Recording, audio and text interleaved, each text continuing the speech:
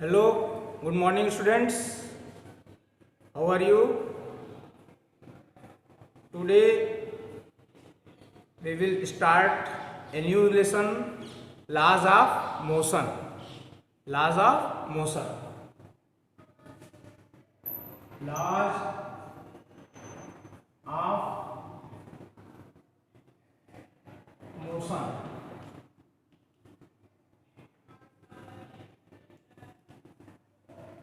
In this chapter, some topic is deleted.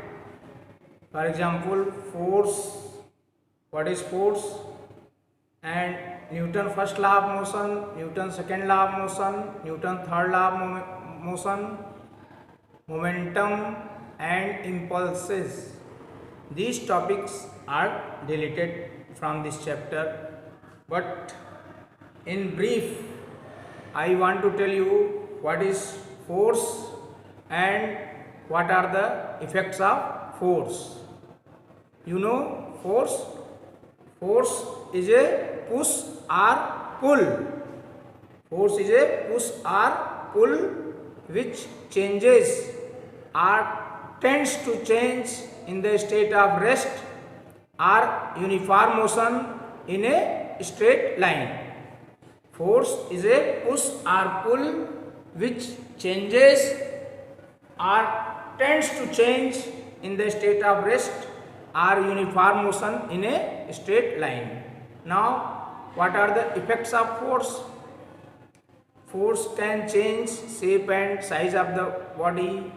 Force can stop a moving body. Force can move a stationary body.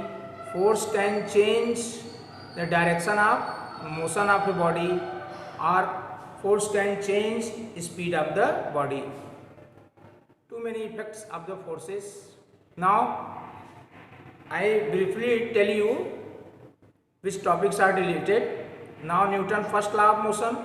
What is the Newton first law of motion? This is also known as law of inertia. What is the Newton first law of motion?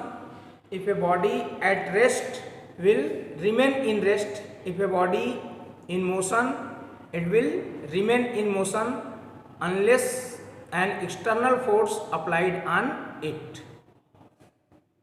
Newton's first law is also known as law of inertia. Do you know what is inertia? Inertia is the property of the body which resists any change in the state of rest or uniform motion. Now, what is Newton's second law? Newton's second law states that force is directly proportional to rate of change of momentum and it takes place in the direction of applied force. F is equal to delta P upon delta T, that is force is directly proportional to rate of change of momentum and it takes place in the direction of applied force. You can write F is equal to delta P upon delta T. Now you know momentum P is equal to m into V, then we can write delta P mv upon delta T. Then F is equal to m delta V upon delta T. Now what is delta V upon delta T? Acceleration. A is equal to delta V upon delta T, that is F is equal to ma. These topics are necessary to understand this chapter, otherwise I will not tell you. Now Newton's third law. What is Newton's third law of motion? Every action there is equal and opposite reaction. Every action there is equal and opposite reaction. Now we will describe Aristotle law of motion.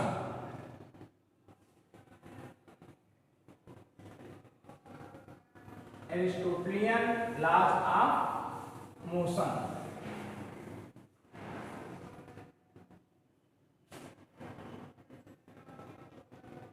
this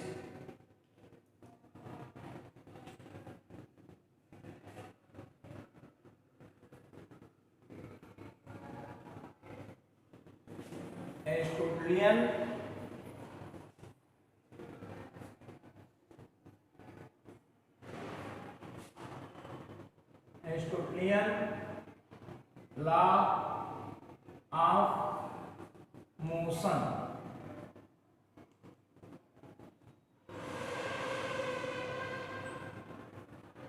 What is Aristotle law?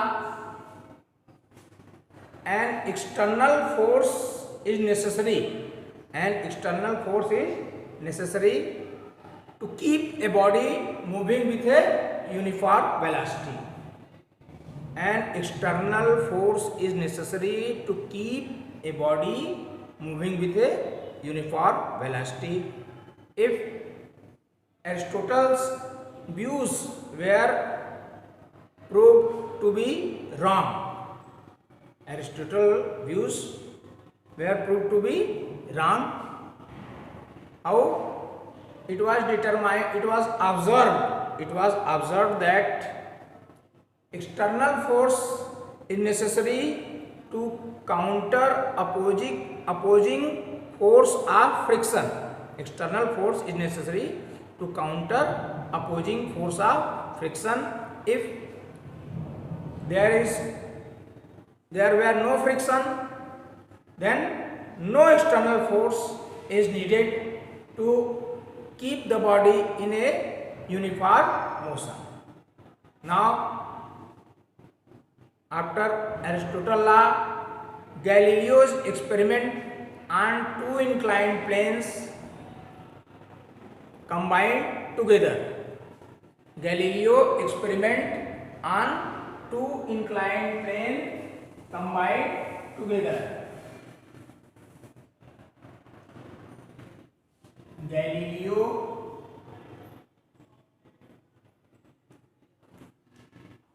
experiment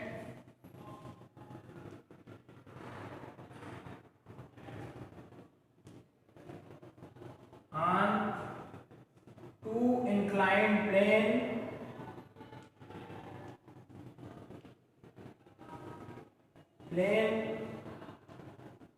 combined together.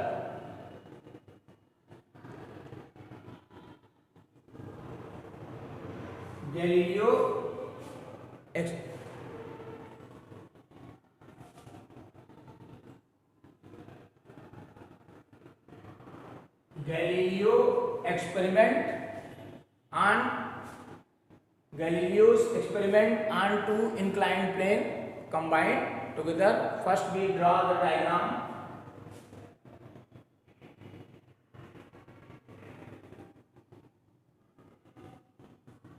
Suppose a ball is rolled from one of the inclined plane in second case. Now I will tell you after some time. First we draw the diagram.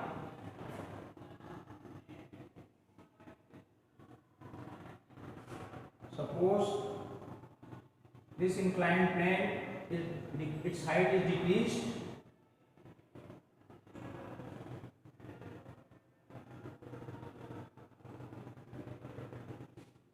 and in third case second inclined plane made horizontal.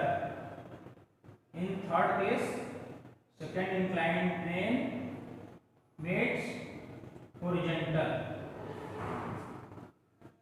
Now when an object or you can say a ball rolls on one of the inclined plane, when an object or ball rolls down one of the inclined plane, it almost reaches the same height.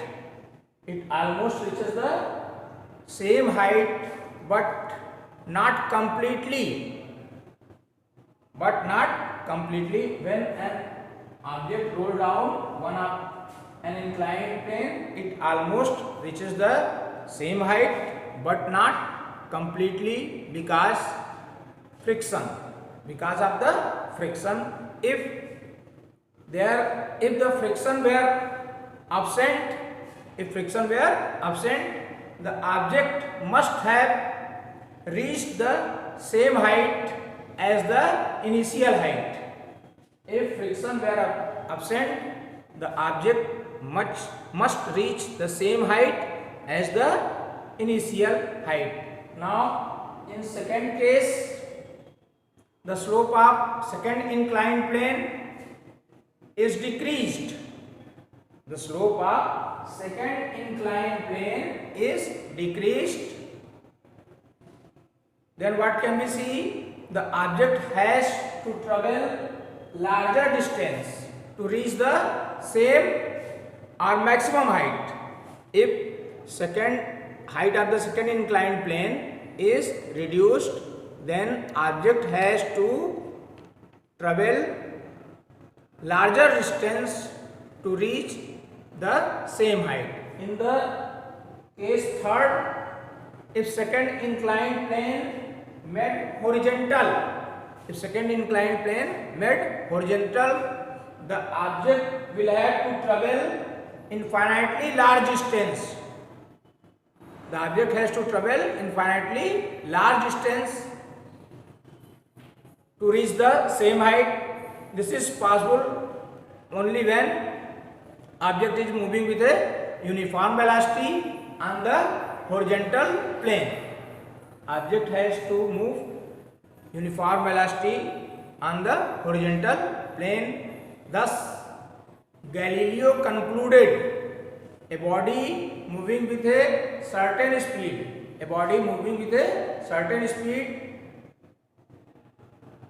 along a straight path, will continue to move with same speed along the same straight path in the absence of external force. Thus, this is the Galileo experiment. Now, we will discuss equilibrium of concurrent forces. Equilibrium of concurrent forces.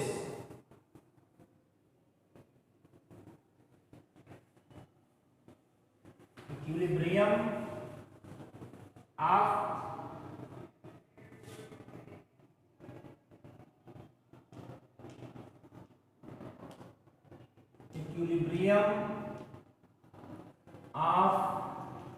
concurrent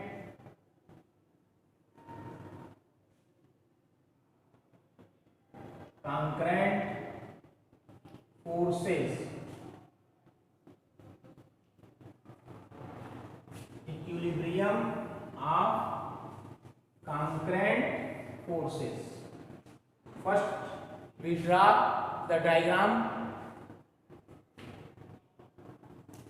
Suppose this is the force F1, this is the force F2,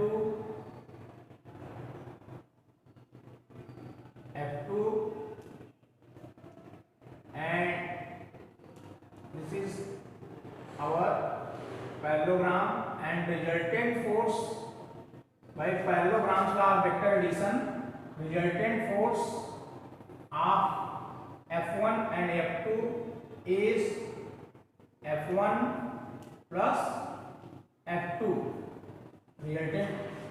Now suppose the force F3 balances F1 plus F2. Now, what is equilibrium of concurrent forces? Forces acting on a body at same point. Forces acting on a body at same point is called concurrent forces. Forces acting on a body at same point is called concurrent forces. if number of forces acting on a body at same point and net unbalanced force is zero. If number of forces acting on a body at same point and net unbalanced force is zero, then body will continue in the state of rest or uniform motion in a straight line and is said to be in equilibrium. If number of forces acting on a body at the same point and if number of forces acting on the body at the same point and net unbalanced force is zero, the body is in the state of rest or uniform motion in a straight line and is said to be in equilibrium. Consider three concurrent forces F1, F2 and F3 acting at point O. Consider three concurrent forces F1, F2, F3 acting at point O. Then by parallelogram's law of vector addition, by parallelogram's law of vector addition, resultant of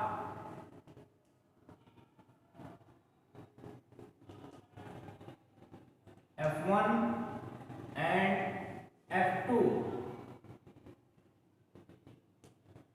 is equal to F1 plus F2. By parallelogram's law of vector addition, resultant of F1 and F2 is equal to F1 plus F2. What is parallelogram's law of vector addition? You know, if two vectors are represented in both magnitude and direction by the two adjacent sides of the parallelogram, then the resultant is represented by the diagonal of the parallelogram. This is the parallelogram's law vector addition. The body will be in equilibrium. The body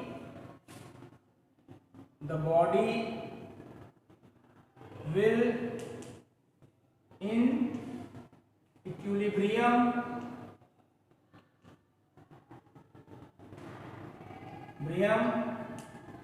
if F3 is equal to minus F1 plus F2. F3 is equal to, we can also write F1 plus F2 plus F3 is equal to 0.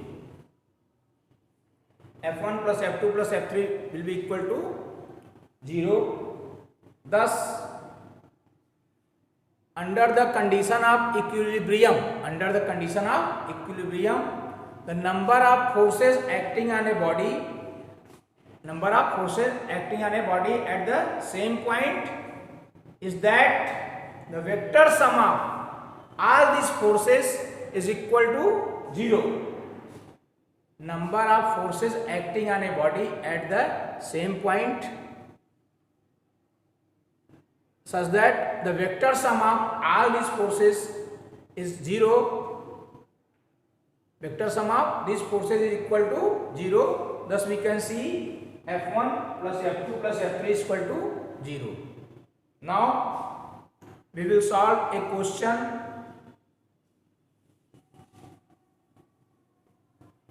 Our first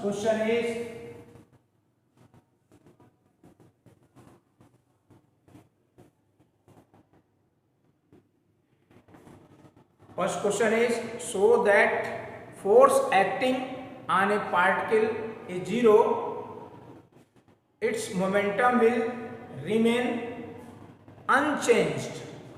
You know what is momentum? The product of mass and velocity is called momentum. It is denoted by P is equal to m into v. Its unit is kilogram meter per second. But this topic is deleted from you, so I tell you in very brief.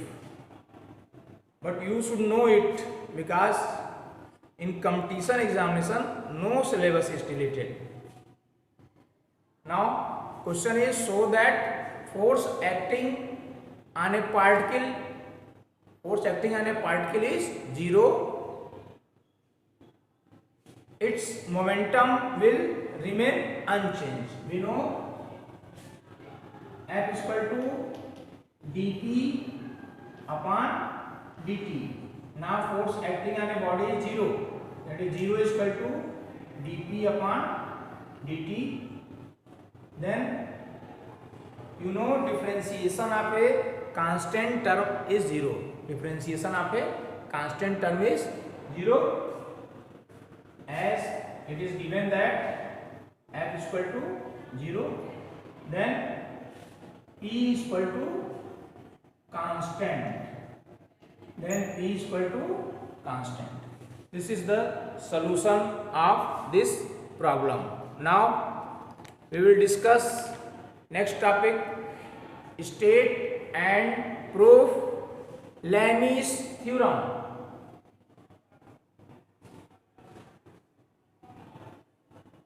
State and prove Lami's theorem.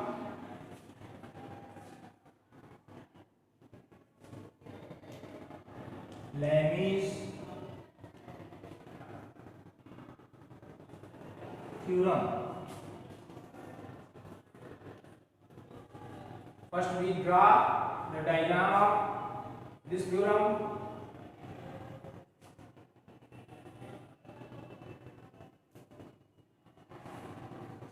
Let this is the force F1 here, F2, and this is F3. Let alpha be the angle between F2 F3 and beta be the angle between F3 F1, and this is point O, and gamma is the angle between F2 and F1. Now we draw a triangle. We draw a triangle.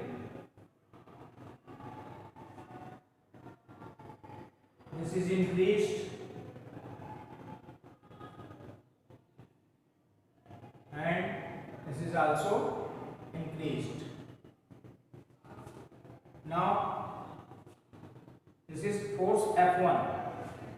Force F1 and force F2,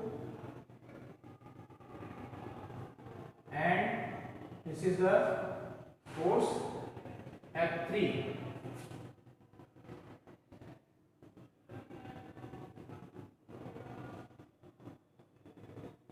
Now let this angle is beta, then it become pi minus beta, and let this angle is alpha, then this become pi minus alpha, and this angle is gamma, then it become pi minus gamma.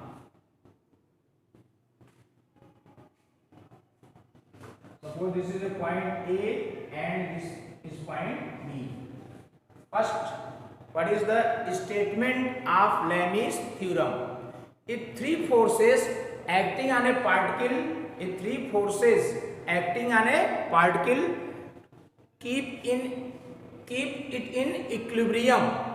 If three forces acting on a particle to keep it in equilibrium, then each force is proportional to sine of the angle. Each force is proportional to the sine of the angle between other two forces. If three forces acting on a particle to keep it in equilibrium, then each force is proportional to sine of the angle between other two forces. That is, we can say F1 upon sine alpha, F1 upon sine alpha is equal to F2 upon sin beta is equal to F3 upon sin gamma. This is the statement of Lami's theorem. Now we will prove Lami's theorem. You see point O. Point O is in equilibrium under the action of three concurrent forces. Point O is in equilibrium under the action of three concurrent forces F1, F2 and F3. Let alpha be the angle between F2, F3, beta be the angle between F1, F3 and gamma be the angle between F1 and F2. Gamma be the angle between F1 and F2. The forces F1, F2, F3 can be represented by the sides of the triangle A, B, C taken in the same order. The forces F1, F2, F3 can be represented by the sides of a triangle taken in the same order. Now, applying science law, applying the laws of science, applying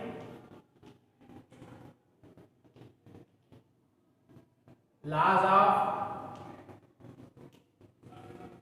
sine to triangle ABC. Laws of sine to the triangle ABC.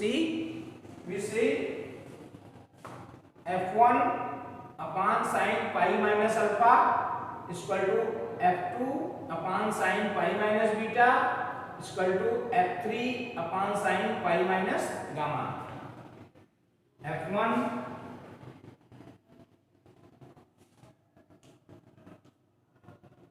upon sine pi minus alpha is equal to F2 upon sine pi minus beta is equal to F3 upon sine pi minus gamma.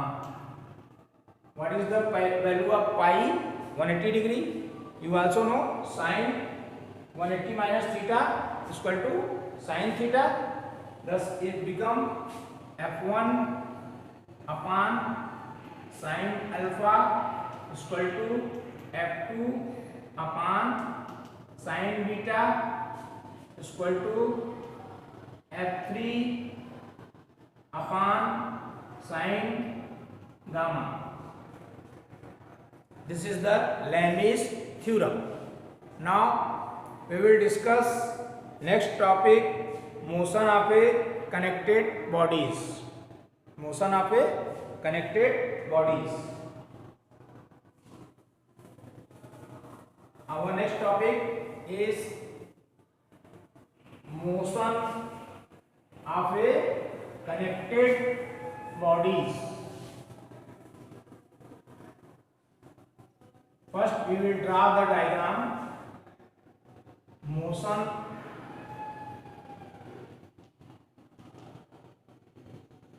of a connected bodies.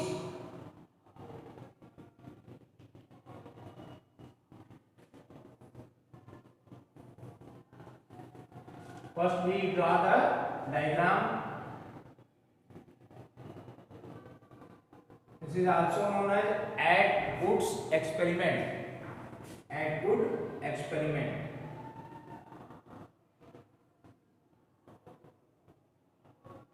Suppose two bodies, two blocks.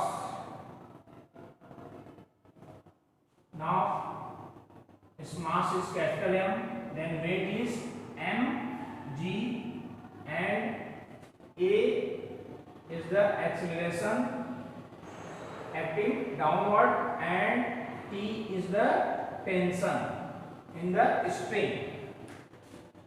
Now second block, whose mass is small m and weight is mg.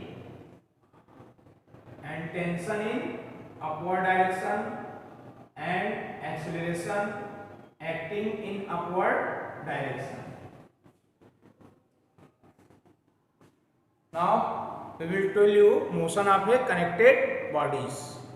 Let small a be the acceleration with which heavier body falls vertically downward and lighter body moves upward. Let small a be the acceleration with which heavier body moves downward and lighter body moves upward, and let T be the tension in the string. Now according to the Newton's second law of motion, resultant downward force on mass capital M, according to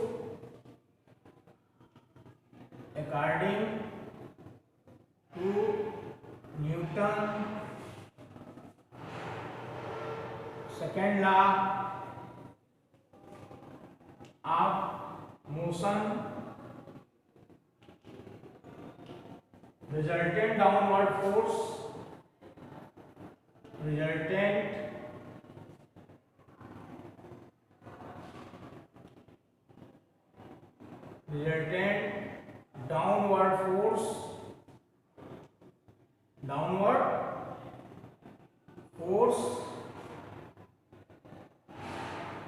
on mass capital M, mg, that is weight of the body acting vertically downward and tension is in upward direction. Now we know F is equal to ma, then resultant downward force on mass capital M, that is ma is equal to mg minus T. Suppose this is my first equation. Now resultant upward force acting on the mass small m, resultant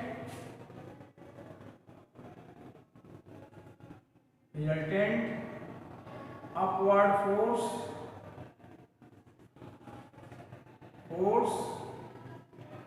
acting on mass small m, it become T minus mg is equal to ma. T minus mg is equal to ma. ma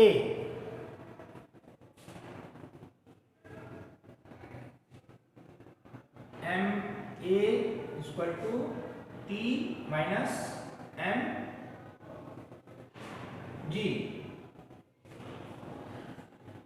ma is equal to T minus mg. Suppose this is my second equation. Now we will add equation first and second. Add equation first, second, then it become ma plus ma is equal to mg minus t plus t minus mg. We take common a, then it become m plus small m. Here we will cancel t and take g common, then m minus m into g. From here we see a is equal to m minus m upon capital M plus small m into g. This is my third equation. Now this is the acceleration. Now dividing equation second by equation first. Now dividing first by second.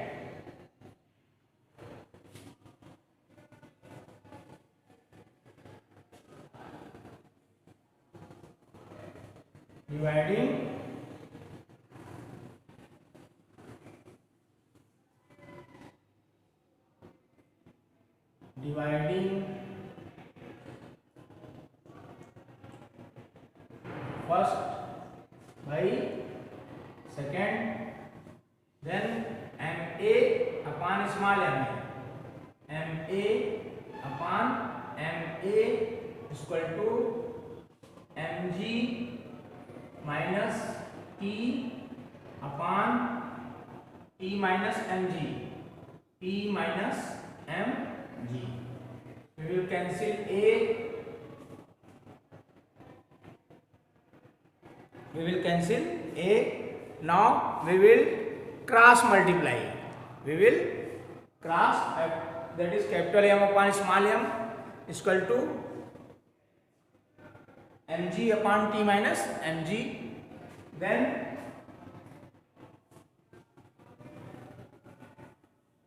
now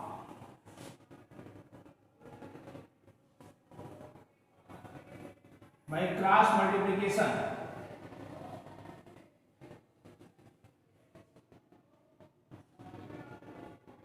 that is, this implies capital M upon small m is equal to mg minus T upon E minus mg by cross multiplication.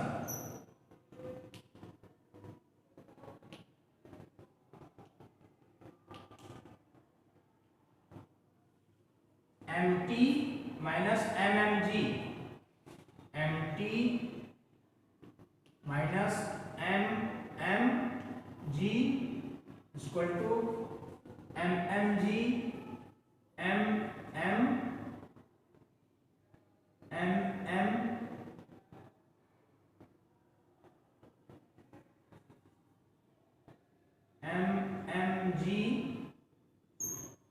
minus mt. Now transposing it, that is mt plus mt is equal to mmg plus mmg. We take t common, then it become m plus small m is equal to 2 mmg, 2 mmg, that is t is equal to 2 mmg upon capital M plus small m. This is the formula for tension in the string. T is equal to 2 mmg upon capital M plus small m. Now we will solve a numerical based on this topic. Our first numerical is, this is very important question for the examination point of view.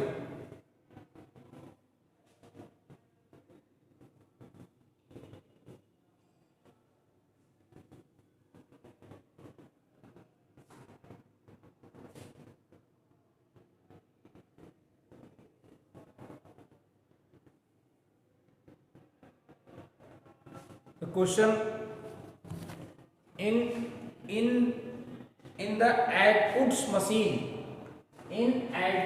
machine, the system starts from rest. In outputs machine, system start from rest. What is the speed and distance moved by each mass?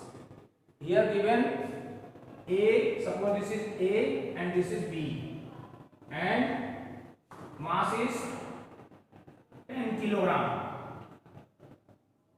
and its mass is 12 kilogram. And in the Edwards experiment machine, the system starts from rest. What is the speed and distance moved by each mass at t is equal to 3 seconds and value of g 9.8 meter per second square. Now first we will find acceleration and then velocity and then distance. Now we know the formula A is equal to m minus m upon capital M plus m into G. A is equal to m 12 kilogram plus minus 10 kilogram upon 12 plus 10 and G 9.8.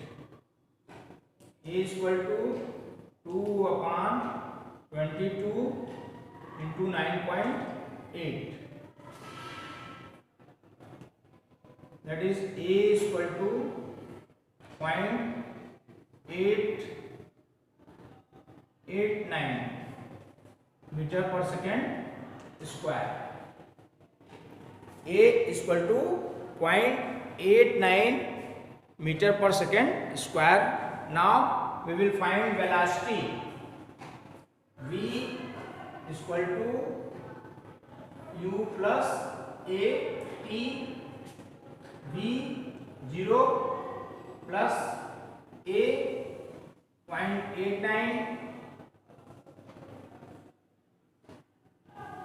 0.89 and time is 3 seconds. Then V is equal to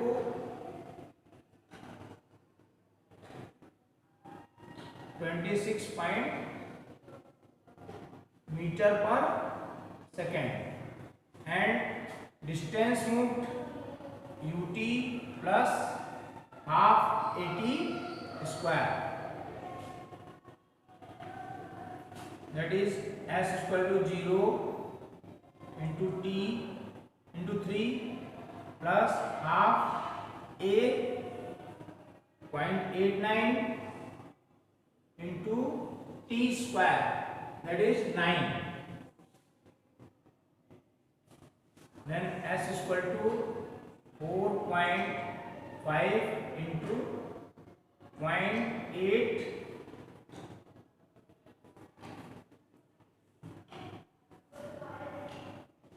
0.89, this is equal to 4 meter approximate. 4 meter. Thank you.